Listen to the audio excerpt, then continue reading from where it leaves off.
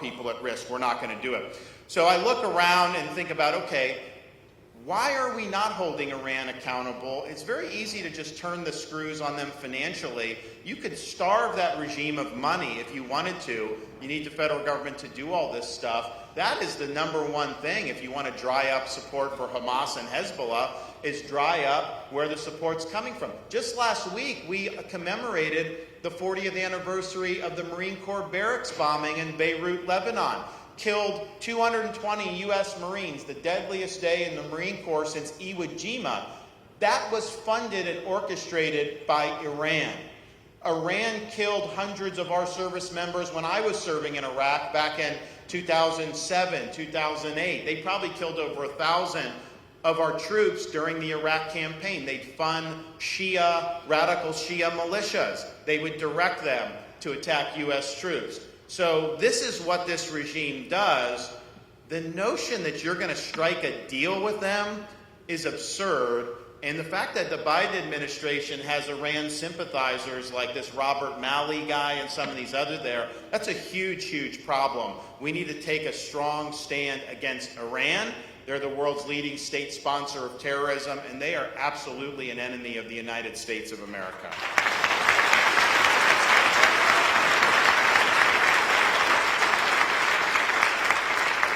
Also, we can't be sending U.S. dollars to the Gaza Strip. You know, the media is all about, oh, it's humanitarian. Hamas will take that money. Hamas will take the money. Why would you want to give Hamas a lifeline right now? We should want to engineer the total defeat of Hamas. People say, oh, well, you know, the people are suffering. You have Hamas. Okay, Hamas should release the hostages and then unconditionally surrender. That will be good for the people. Why don't we push for that? I don't hear the media saying that.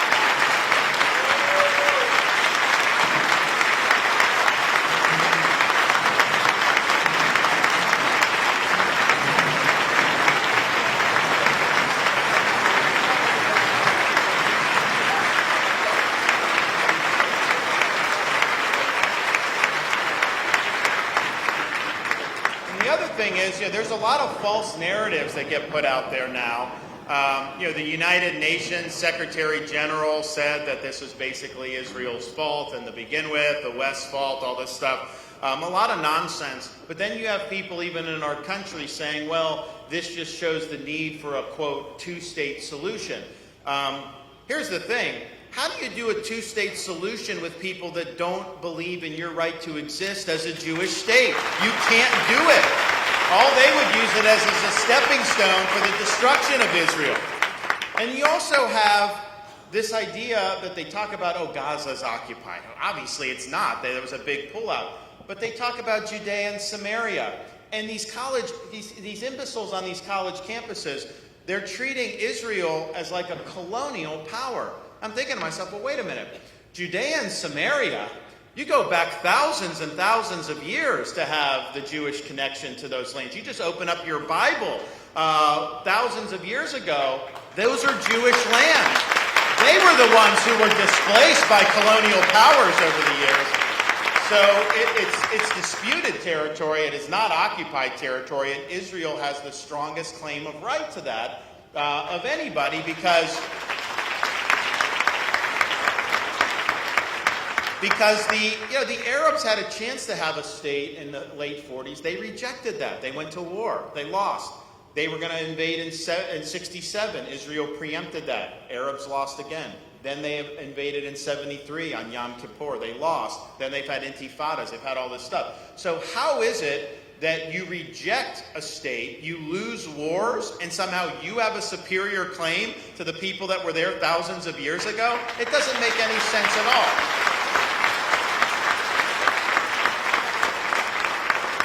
The other thing we have to start being more forceful on is calling out media lies about this conflict. The media lied about Israel bombing a hospital. That never happened, okay? That was a lie that was perpetrated. It whipped a lot of people up around the world, and then, of course, it turns out that there was no evidence to support that. So I think that you're going to continue to see a lot of lies, false narratives, as the weeks and months go on, and we've got to push back against that. Don't let the media change what needs to be done just by lying to the American people and people around the world.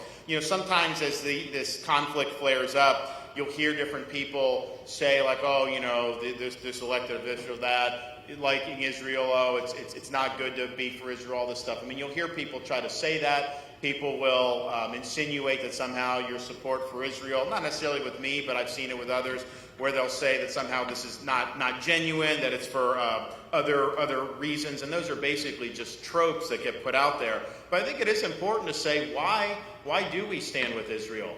It's in the United States' national interest to stand with Israel. They're a strong ally of ours. They're the only ally in that region we can ever depend on through thick and thin.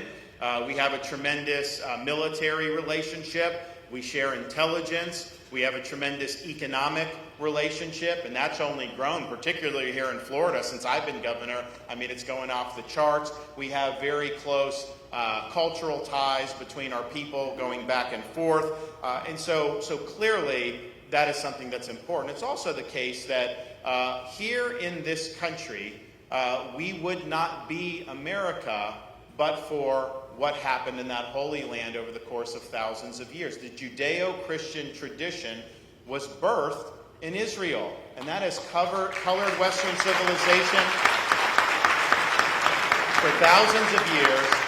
Our country would not have the principles that it did if not for the influence of what's happened in the Holy Land, and that makes Israel a unique ally because that is unique history, that is important history, and it's also, as somebody that's traveled there, and I know many of you have done, you can actually go visit all these sites. My son, he's 5 now, but last year for Christmas he wanted a slingshot because he wanted to be like David fighting Goliath. Well, when you're in Israel, you can see the valley where David fought Goliath. You can open the Bible. You can see where all these people were there. You can see everything, Old and New Testament. And that is something that's really, really meaningful for an awful lot of people. And Israel being the caretaker of those sites and that land is really, really important. I went to Bethlehem when I was on one of my trips, and that is under control of Palestinian Arabs. And so first of all, you go in, and it's like a total pigsty.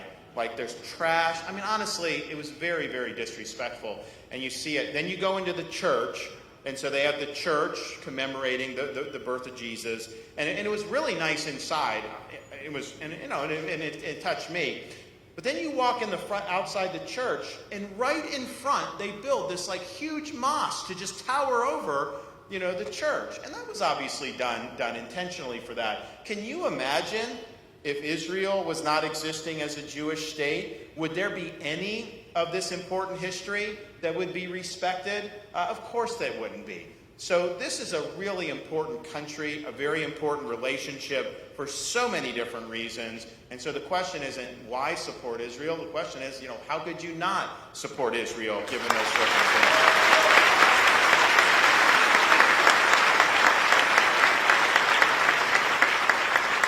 Now, I probably wouldn't have said any of this if this had happened 2 months ago instead of after what's happened the last few weeks, but I do want to